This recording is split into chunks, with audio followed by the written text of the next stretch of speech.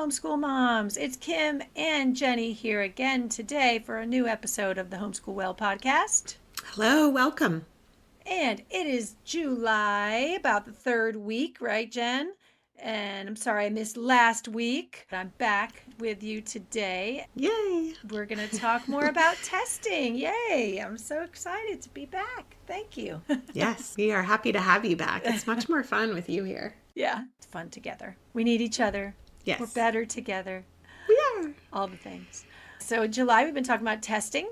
And today we are going to zero in on those test scores and how they bring up questions and how sometimes these questions make you feel like, now what? What else is coming my way in a bad way? I don't know. You might look at the test results and maybe there's a discrepancy there between reading and math, and that's causing you to worry. You look and ask yourself why, because you know that they knew what was on the test, but the scores are so poor. Why does that happen when you know they know the material and the score is still not as great as it should be related to their ability? You might even have some thoughts creep in, like, could my child have dyslexia?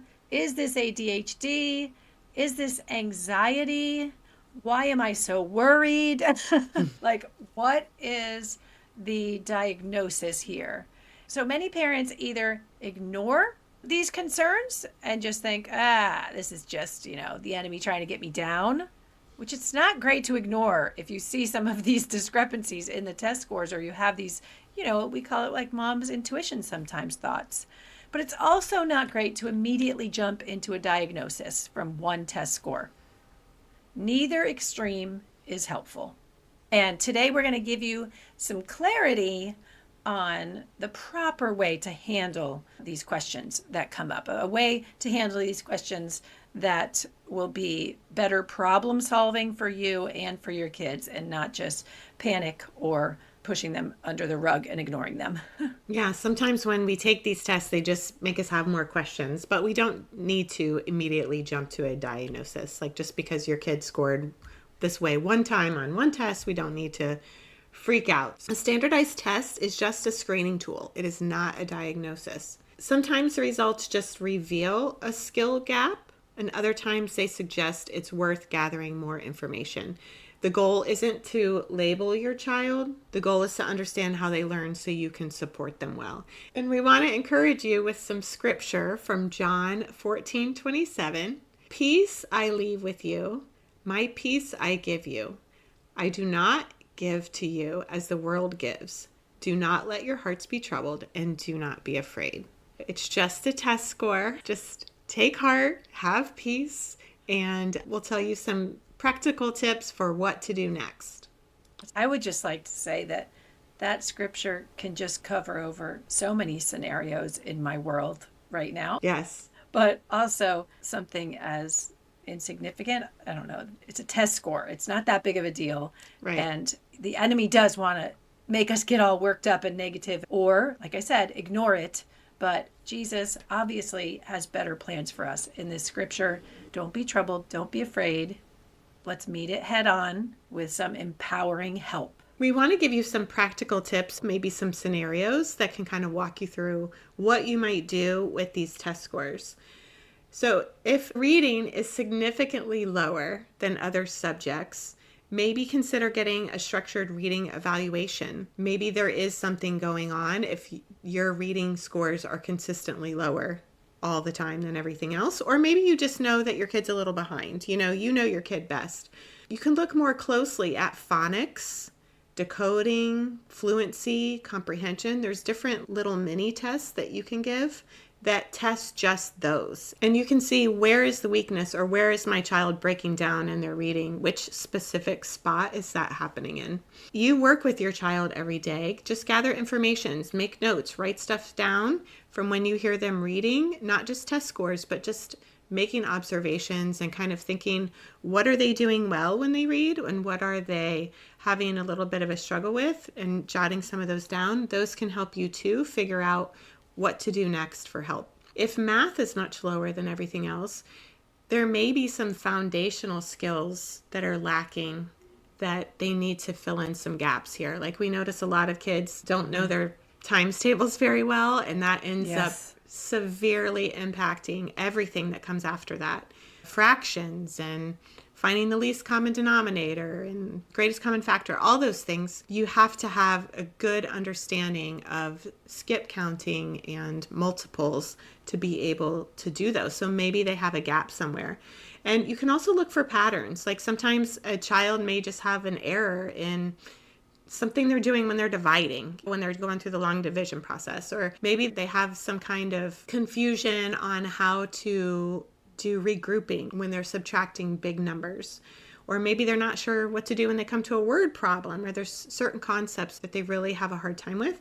So if math is lower, those are things that you can look for to try to determine why that could be. I know it can be daunting when you hear, oh, you need to go back and focus on the foundation of number sense again. But trust us, it's totally worth the time.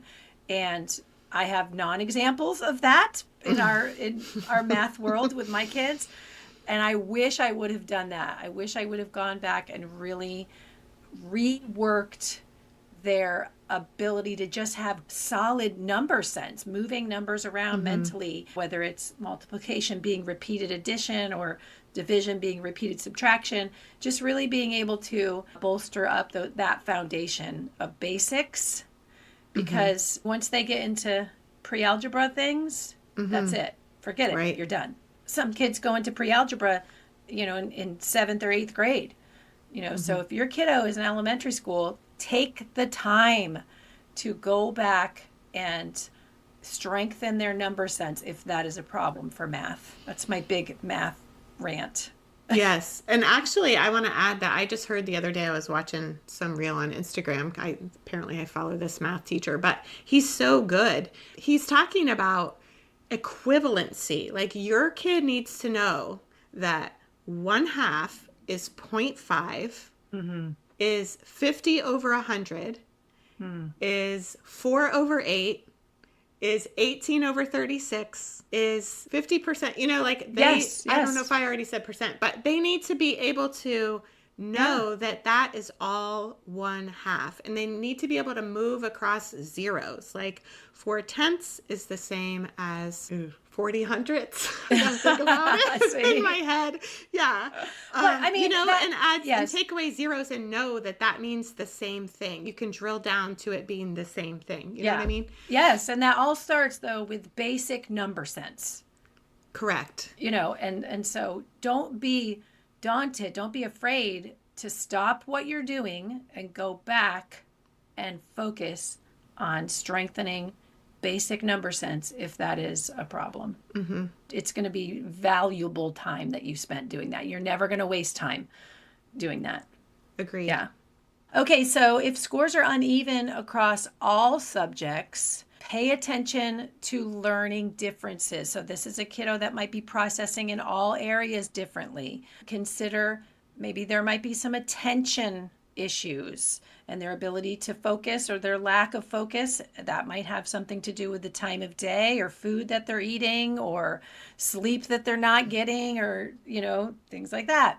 Executive functioning skills. That is a huge term, like a modern term, but it's just really boils down to knowing what to do when and prioritizing their time. And some kids need a lot of support with that. Processing speed could also be affecting performance across all subjects, and that's something that you want to get help with from a professional. If you see that their processing speed in all subjects is slower, they need some help with that.